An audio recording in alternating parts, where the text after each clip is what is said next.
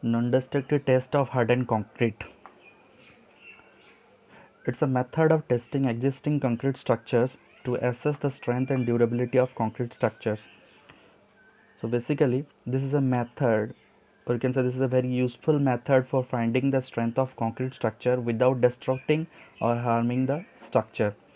It's a quick, accurate, and widely used method in the construction field of civil engineering. This method includes sophisticated tools and machines.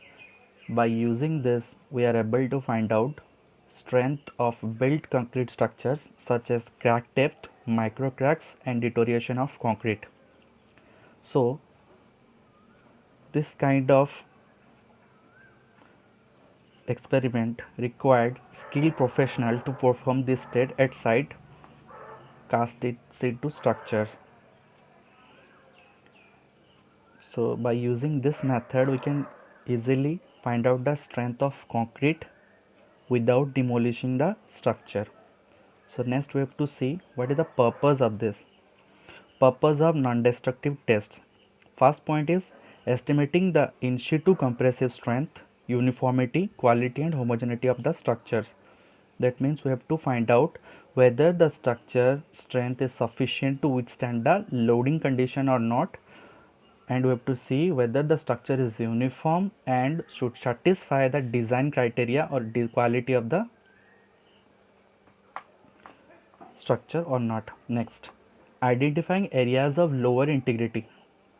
That means we have to find out that structure is made with fully homogeneous material or not, whether the structure have any lack of strength. We have to find out.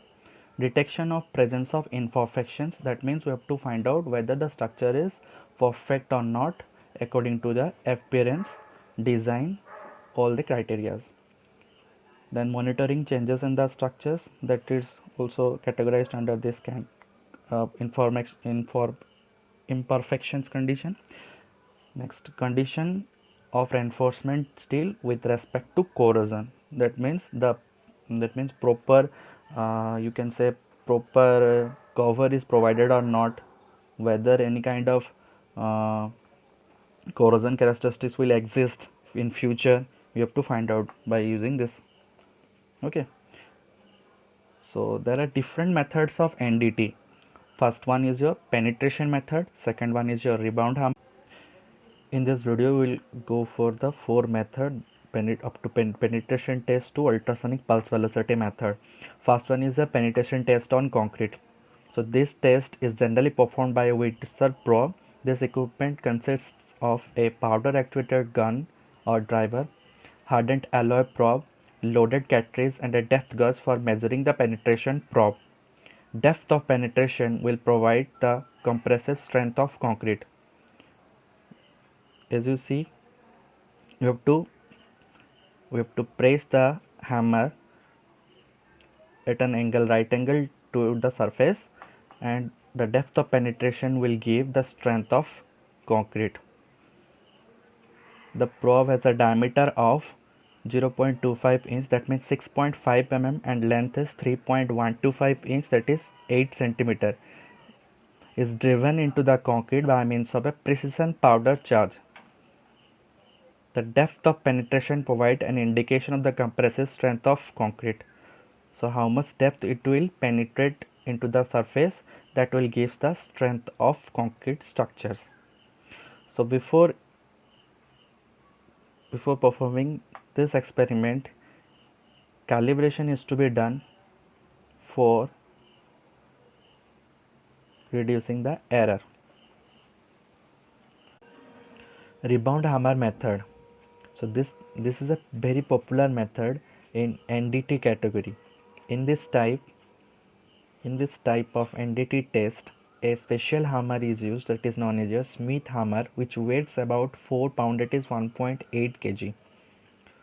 As you can see in the right corner, you can see the Smith hammer figure. A special type of hammer is enclosed in a cylindrical tube frame. You can see a graduation scale is provided on the surface of this tubular frame, which provides or which indicates as a strength as a number which is known as a rebound number. Okay, it is generally consists of a spring controlled hammer mass that slides on a plunger with a tubular housing. That means when we push the hammer with the wall surface, the distance of rebound, that is the hammer will get pushed backward by the wall, and this will give the strength value of that structure. That means it's based on a general principle. As you know, if we apply a force on a body, that means the body will create a resistive force against that force. Okay, so by this phenomena or by this principle, we can directly calculate the reaction forces. That means the strength of the body will be calculated by this method. Okay, so like other experiment, before doing this experiment at site, you need to calibrate the equipment according to the site conditions so that you can get accurate results or error free results. As you see in the right corner, bottom corner, the rebound values are given. After the experiment, what value we will get, that means we have to see whether this value is satisfying our criteria or not. As you can say, if the value is greater than 40, the rebound value is greater than 40, that means the quality of concrete is very good. If it is between 30 to 40, its quality is good. If it is between 20 to 30, it is of fair quality. If it is less than 20, that is poor. That means the structure will not withstand the loading characteristics, or structure will fail in future. Okay. Pull out test on concrete. In this type of test, a special ram is used. It comprises of a special shaped steel rod whose enlarged end has been cast into the concrete to a depth of 3 inch, that is 7.6 centimeter approximately. We have to place this type of ram at different locations, and the force required to pull this ram out from the concrete determines the in situ strength of concrete. That means a steel ram is used in this type of testing, that we have to place the ram at a different location at the casting time. After the hardening of concrete, we have to pull out this ram through your a special type of arrangement known as jack, and that resistive force created by the surface of concrete, or you can say concrete, it gives the value of compressive strength of concrete. As you can see in this figure, right corner, the pull out test has been done by this arrangement. This is an animation. You can clearly take a picture of this test. As you can see, a pull is induced on the rammer and a depth of penetration is given there. Okay, so the force required to pull out the ram from the concrete will give the compressive strength of concrete, and by using this test we can also calculate the value of compressive strength of concrete. Ultrasonic pulse velocity method. This type of test, you can say, a most widely method nowadays used in the field of construction. This method is a very quick and accurate method and widely adopted by the civil engineering field. It generally measures the time of travel of an ultrasonic pulse passing through the concrete. The time taken for the pulse to pass through the concrete is measured by electric measuring circuit. As you can see, the two piezoelectric crystals are there. Okay, it is connected by a instrument which is indicating the strength parameter or the velocity of the pulses which are traveling from one piezoelectric crystal to another piezoelectric crystal. This setup consisting of a pulse generator and a pulse receiver.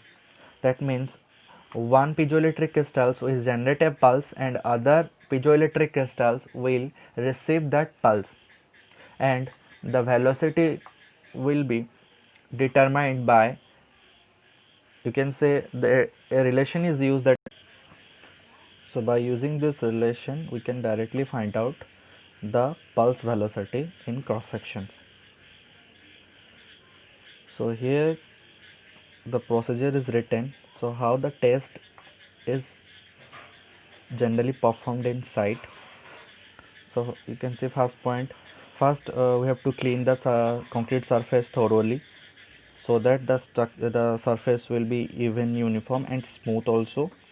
And we have to fix the piezoelectric crystals on the surface. So for that we need to apply grease on the surface where the test is to be conducted, because the piezoelectric crystal surface and the concrete surface will be fixed thoroughly, so that there must not be any kind of voids present in the contact phase, so that the pulse should be generated clearly and should received clearly.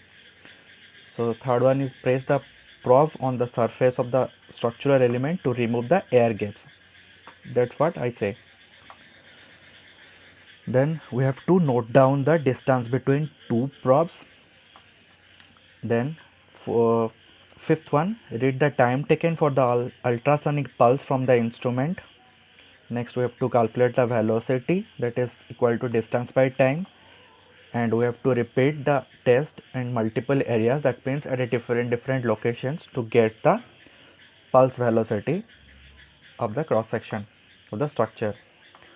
So as you can see in the right corner, you can see the values of the pulse velocity and the quality of concrete also written there. If the pulse velocity is above 4.5, it gives the excellent value, that means the concrete quality is excellent. If it is between 3.5 to 4.5, the quality is good. If it is between 3 to 3.5, the quality is medium. If it is below 3, the quality is doubtful. That means the structure can fail without any uh, information, without any warning before failure. Okay, so I hope this video will helpful for you. Thank you.